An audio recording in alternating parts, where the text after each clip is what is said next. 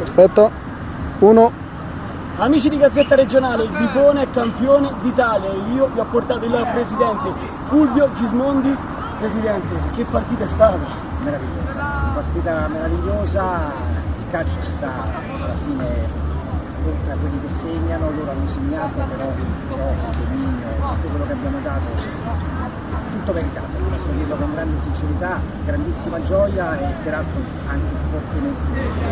Hai preso questa società nel 2011, se non mi sbaglio? No, io ho letto Gazzetta Regionale, no, io l'ho presa nel 2019. Quindi la società nasce nel 2011. Io l'ho presa nel 2019, 2 anni di Covid.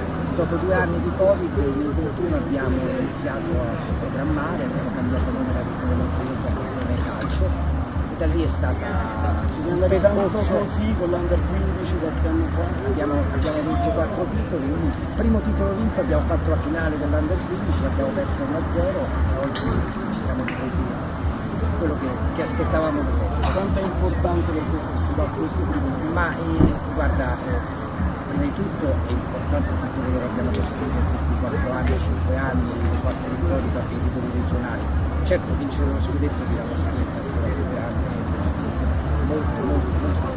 Nei minuti finali quanto ha vibrato? Posso dire che il calcio ti dà quelle emozioni, te la fai anche sotto tutte le volte, questa è la verità, quindi questi minuti alla fine, quando ha dato 3 minuti nel secondo tempo supplementare passavano, però ragazzi adesso ci godiamo questo successo.